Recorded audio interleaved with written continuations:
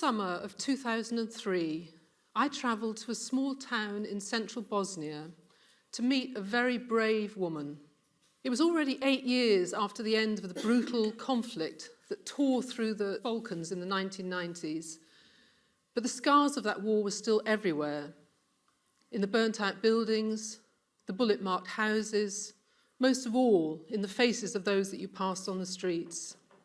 I'd arranged to meet Jasmina in a deserted cafe, and she brought with her that day her 10-year-old daughter. But she sent her daughter to play outside while she told me what had happened to her during the war. Jasmina told me how when she was 18 years old, she'd been taken to a remote hunting lodge where her hair had been taped to a post and she'd been tortured and raped. Her daughter was born 9 months later.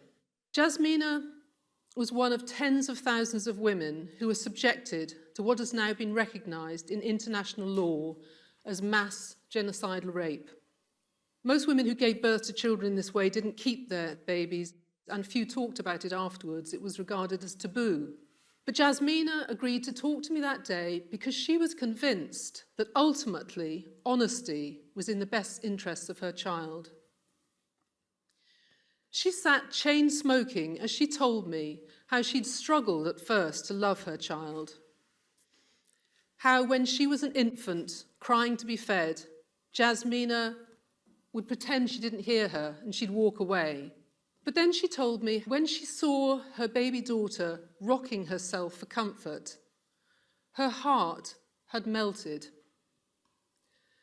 Maybe it's strange, Jasmina said, but when I saw my daughter doing this, it made me love her more than any mother should probably love their child.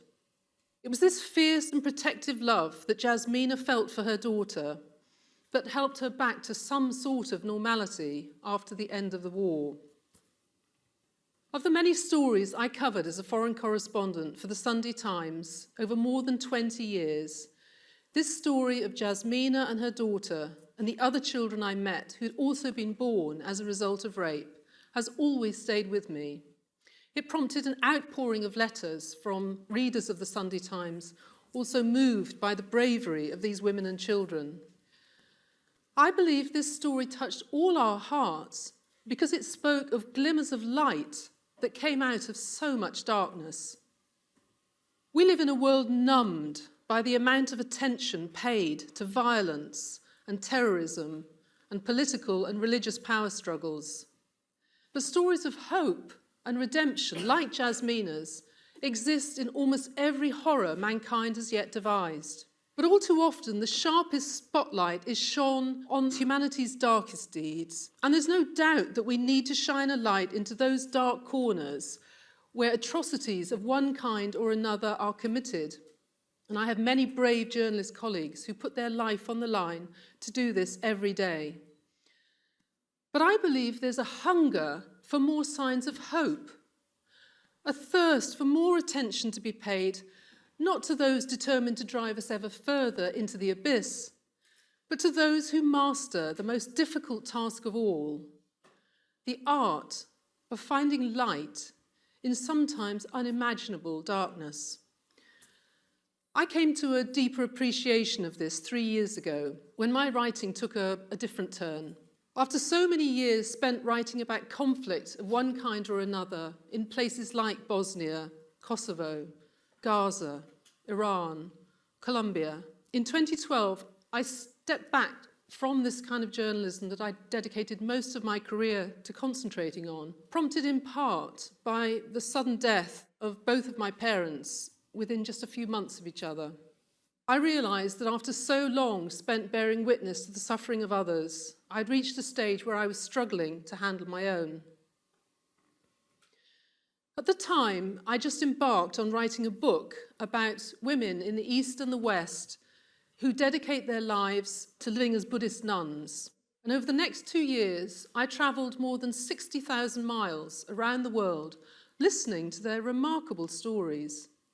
I travelled through the Himalayas of Nepal and India, through Burma, Japan, onto the United States, and here through Europe. And I met some of the most extraordinary women I'm ever likely to meet. Brave, wise women who teach courage and whose lives are driven by a determination to cultivate a sense of peace, both within themselves and in those whose lives they touch. Women dedicated quite literally to enlightenment. Some of those I met had endured extreme hardship. Some Tibetan Buddhist nuns had been tortured and imprisoned in Chinese jails before fleeing into exile across the Himalayas. It was a chance meeting with a Tibetan Buddhist nun who'd been tortured and imprisoned that first inspired me to want to write about these women. Some of those I interviewed came from the most unexpected backgrounds. One had been a counter-terrorist policewoman, another had been a Bollywood star, another was a princess, another had been a lawyer, a banker, there was a former BBC journalist, a former presenter of the TV show Top Gear. In Kyoto, Japan, I met a Zen Buddhist nun who has won all of the country's top literary prizes, and some of those for erotic fiction. She ordained in her 50s after a very colourful life, and she was 92 years old when we met, and she was still continuing to write. When I asked her where she continued to derive inspiration for this kind of writing, she looked at me and she said, "I've got a very good memory. But over the 2 years that I spent observing the lives of these women, I came to understand that their strength and wisdom is grounded in the long hours they spend in meditation. Some of the wisdom of this ancient Buddhist practice has now spread far beyond monastery walls, both in the East and the West, in the growing popularity of insight meditation and in various forms of mindfulness training, now taught on a largely secular basis. Advances in modern science have now shown how deeply beneficial this is for both the human mind and body. Scientific techniques like neuroimaging, for instance, show those parts of the brain that are not only activated, but also strengthened through their regular practice. As the Vietnamese Zen master and poet Thich Nhat Hanh says, these practices are a way of touching life deeply in every moment. I experienced this personally during time I spent in a Zen training temple in Japan, where together with a group of Zen Buddhist nuns, I went through an intensive period of meditation known as a sesshin. Each day began at 4 a.m., and the practice was to sit quite still, in silence, cross-legged, facing a bamboo screen, simply observing thoughts and physical sensations without either trying to repress them or getting carried away by them, but just letting them pass. And in the beginning, it was agony. But as the hours and the days passed, it was also illuminating, because I came to see how much of our time is spent literally lost in thought. I began to understand the sense of peace that can come from observing thoughts rather than constantly, unconsciously reacting to them. This practice is not easy.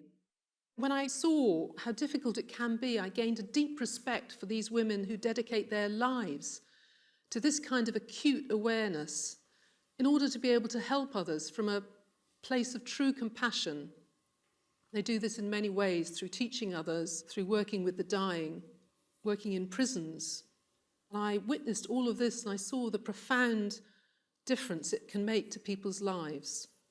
But we hear far less about those who come at life from a place of wisdom and bravery, rather than hate and self-interest. As philosophers and psychologists through the ages have observed, the human mind tends to think in terms of binary opposites, us and them, right and wrong, light and dark. And the darker side has always exerted a powerful pull. There's great strength to be found in the wisdom of those who find a way of cultivating peace, those who come at life from the heart, rather than this dualistic way of thinking. I'd like to end with another story I covered as a foreign correspondent, and it's of a 12-year-old Palestinian boy called Ahmed Khatib, who lived in the Jenin refugee camp in the West Bank. Ahmed was a gentle boy who liked to draw and play the guitar. But one morning he was out playing on the streets of the refugee camp with his friends when they became caught up in a firefight. Ahmed was shot in the head and the stomach by an Israeli soldier.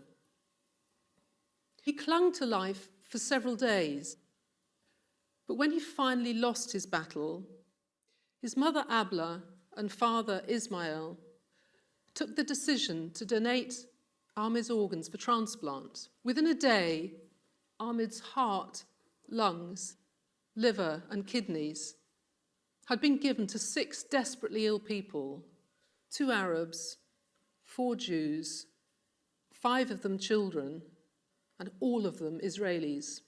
When news of this broke, Abla and Ismail were hailed as heroes, both in the media and by politicians. But after this, their names were quickly forgotten. Several months later, I travelled to the Jenin refugee camp to speak to Abla and Ismail about their lives. And I sat with them long into the night in their home that was little more than a shack in the refugee camp. And I came to understand how hard their lives had been, even before they lost their son. When I asked Ismail how had they been able to reach the decision to donate Ahmed's organs, Ismail answered, "Our sense of common humanity is far stronger than any feelings of bitterness or revenge." These stories I've chosen to tell you today are just some of those that have had a great impact on me as a journalist and writer. And they show how the human spirit can shine through even the most devastating circumstances. Being able to find light in darkness at different times in our lives is a fundamental need that we all share. Perhaps it's the most important art of all in life. And sometimes it comes out of immense heartbreak. But it's an art that can resolve so much conflict, both within ourselves and in the world around us. And I passionately believe it deserves more of our attention. Thank you.